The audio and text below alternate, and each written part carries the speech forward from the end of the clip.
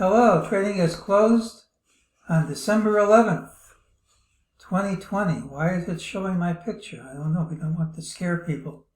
And Norm Winski is back here with us again. Norm, you know the routine. The floor is yours. Thank you, Jeff. I've done it just for education purposes. Going to go back and review what happened over the last couple weeks. And we might learn about some cycles and some terminology and things that you didn't know and be able to use this in the future. So, going back, I started my December on Monday, the November 30th, because it was a Monday. And that previous weekend, the weekend of the 27th, we had a huge cluster of planetary events. And we're going to be looking at those. So, let's see, I have 1, 2, 3, 4, 5, as you can see on my notes here. You might want to take a screenshot of this list here. And there we go. We got 5 things that happened between Friday and over the weekend there. We have Uranus 90 degrees to the U.S. North Node. That refers to what's called the U.S. natal chart. That's we take a snapshot of where the planets were when our country was founded on the 4th of July in 1776 and see where the things are happening, what the relationship between what's happening now and that chart. And so anytime we see something pop up on that, we'll be looking at stocks, T-bonds, and U.S. dollar. Then we also had another one. Here's another U.S. point here. Again, stocks, T-bonds, U.S. dollar. Then we had Neptune, the planets from the point of view of the Earth, based on relative motion, look like they change their motion, change their direction every now and then, and stop and reverse their direction. And there's direct, what's called direct, when they stop to go forward, and there's retrograde when they stop to go backwards. And so Neptune was in Pisces, and it turned direct, had been going backwards since about June. And then we have, so that's anything with Neptune is going to be oil, and then the stocks are the big basket of everything, so they respond potentially to anything and everything. Then we had a full moon lunar eclipse on that weekend too. That was an important change in trend for potentially for financials, grains, and precious metals. And then we had Jupiter line up with Uranus. Jupiter was in Capricorn. Uranus was in Taurus, the bull. And of course then we'd be looking at cattle. And copper is for Uranus. And cotton is Taurus. And stocks for everything. There we go. So Mars, one of our other top things is when the planets hit zero latitude. What's that? The planets go around the sun like horses on a carousel, and like horses on a carousel, not only do they go round and round, but they go up and down, and we get to the midpoint, that's zero latitude, and that tends to be an important energy point. So we'll be looking at, because Mars was in Taurus at the time, we'll be looking at cattle, cotton, and stocks.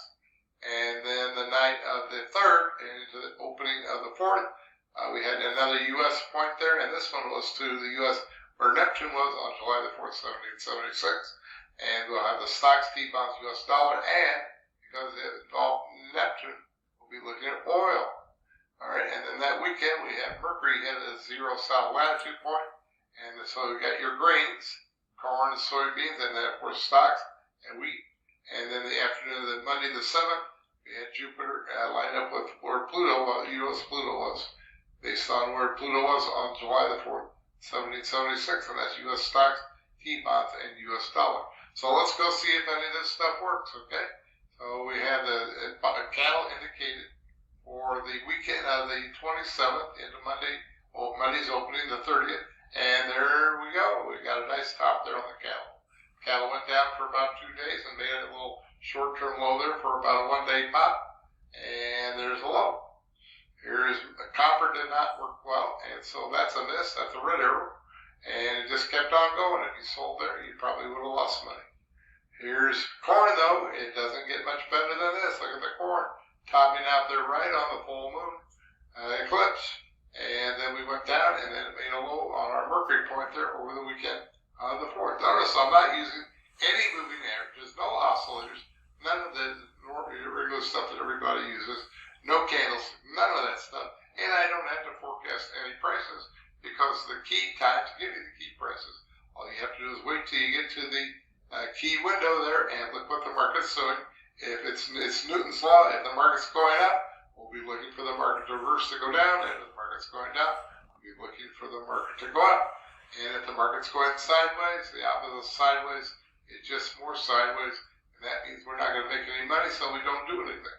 Here's here's cotton. We rallied into the full moon, and then went down and 1 day early on the bottom there for our point for the cotton there with Mars in Taurus at 0 latitude and not too far from the bottom. Here's gold. This is a beautiful bottom here on the gold. Right on the full moon, you got the low day and a big rally in the gold from the full moon. Here is crude. We had the point over the point for the Neptune point over the 27th weekend, and that didn't work that great. It was kind of going sideways. It was confusing, and so it was kind of a top, but not clear. So I'm going to mark that as a miss.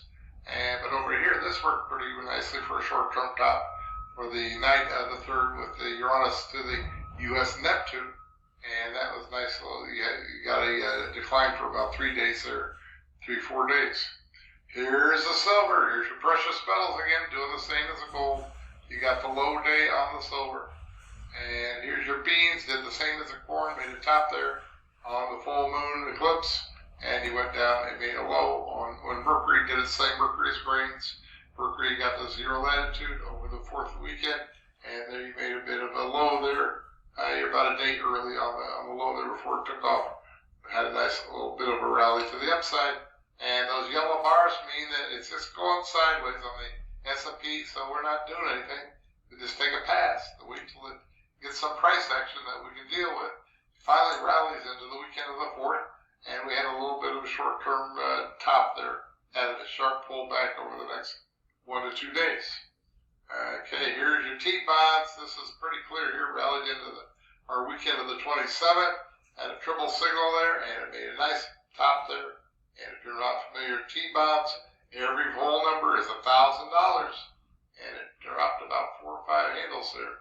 That's about $4,000 or $5,000 in about 4 or 5 days.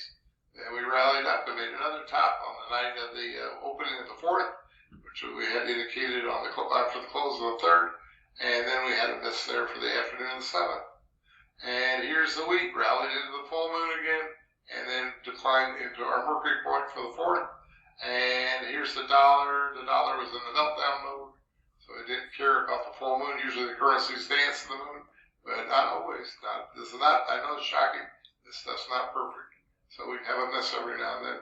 There's the dollar, just kept going down until our next point, which was the low at the opening on the 4th, which based on what we had overnight from the 3rd. And here's the yen. I throw in a currency, and the yen rallied into the full moon. And there you go. And so if you add up the green arrows and the red arrows, you got 22 winners, 6 misses out of 28, 78.57%. Oh, there we go. All right, now we're going to look ahead. What's coming up? We got this Monday morning, about 11:17 Eastern Time. We'll have a new moon solar eclipse. This only occurs twice a year. It's going to be in Sagittarius. And we'll always watch for new moon, full moon. You round up your usual suspects for your financials, grains, and precious metals. And then the night of the Tuesday night, the 15th, we'll have Mercury at happy helium. The planets go around the sun in a elliptical fashion, not in a circle. And so there's a point where they're the closest to the sun, and there's a point where they're the farthest from the sun. And Helios is Greek for sun. And if you say a in front of the word, that means it's afar. There's your memory helper. And so Mercury's at its farthest point from the sun, the night of the 15th. Mercury's grains, and because it's involving the sun, also be looking at your golden sun markets like corn, gold, and OJ. So there you go. So we got corn, gold, OJ, soybeans, stocks, and wheat for that night. And then looking ahead, now we got some really big cycles. Saturn, from the point of view of the Earth, that's geocentrically, will enter the sign Aquarius. That has not happened for 29 and a half years when it last occurred. And so that's a really big cycle. And then we have Saturn going to line up. That's the night of the 16th. The afternoon of the 17th. And Saturn is going to line up with the U.S. Mars. That's for stocks, T-bonds, and dollar. And then the weekend of the 18th, we have Jupiter, which is 11.5-year cycle in Aquarius. That hasn't happened for 11.5 years. And the primary thing there with Aquarius, these planets entering Aquarius, will be copper. And if you've seen the copper lately, copper's been, up until about a day or so ago, was parabolic, going straight up, making like 10, 15-year highs. And so the copper is the hot market now. And so if we go back up and retest these highs around the weekend of the 18th or into the 21st, as you will see here in a minute, that could be huge for copper. So anyway, we have when it makes an angle to another side that rules a market. For example, when it goes in Aquarius at 90 degrees to Taurus the bull, that's cattle, so that'll be affected too, possibly cocoa. And you got your cotton for Taurus, and your hogs for Scorpio. There's gold for Leo, and so forth. So you have those markets too. And then Mars will be changing signs the weekend of the 18th, heliocentrically, and that's often a 1 to 2 day correction in the stock market. And here is the big one, Jeff. Let's You're see going to it. have Jupiter and Saturn line up in Aquarius. Jupiter and Saturn line up together every 19 and a half years. But this does not happen in Aquarius, where it was the initial part of a cycle of a bigger cycle. That's the 19 and a half is the mutation cycle. And then there's a bigger cycle that's part of, which is it stays in the same element, fire, earth, air, water.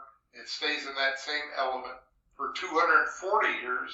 And then the bigger one, the even bigger one was it completes the whole cycle of about 800 years. So the last time this pattern occurred was about 800 years ago. I think it was 1226. You might remember that back in 1226, Jeff. There you go.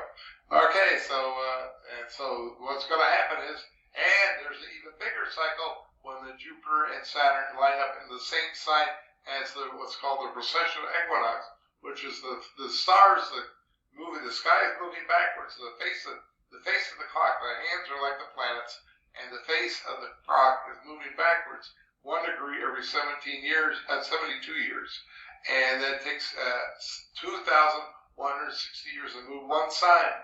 And so back about 2,020 years ago, 27 years ago, we had Jupiter and Saturn line up in Pisces, just as the precession equinox was moving from Aries to Pisces. And some astrologers were on their camels and go, look at that big star in the sky. I think somebody important might be born about this time.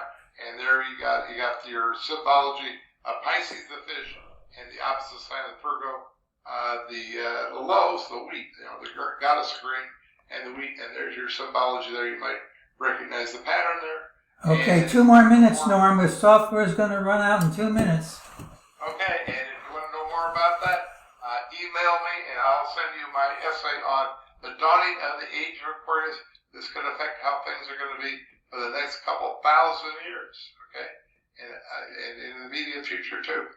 Here's my Bradley model chart, how I do the Bradley model. If you're familiar with that, I add up the planetary events and then do this. I do this back in November. There's the blue line is the whole month of December. I sold over to show this to anybody, some subscribers, and you can see that the black bar is the S&P 500 bars, and it's been plotting that pretty nicely so far. There's your solar eclipse coming up on Monday. Okay, so there we go, and here's how to get a hold of Norm. Here's my contact information. I got free classes, I got letters, I got classes, I got 50 years of experience. I'm a former Chicago floor trader. There you go, there's my contact information. Everybody have a great weekend and happy holidays, and looking forward to helping you. Norm, thank you so much. I have to say, you're around 80% right every month. That's darn good. Thank you very much, Jeff. Okay, happy holidays, and we'll see you in another 800 years when this happens again. How soon? 2 weeks. Oh, okay. I thought you said 800 years. Well, I'll see you then, too. See you there. There you go. Okay, we'll see you later. Bye-bye. Thanks a lot. Bye. Bye.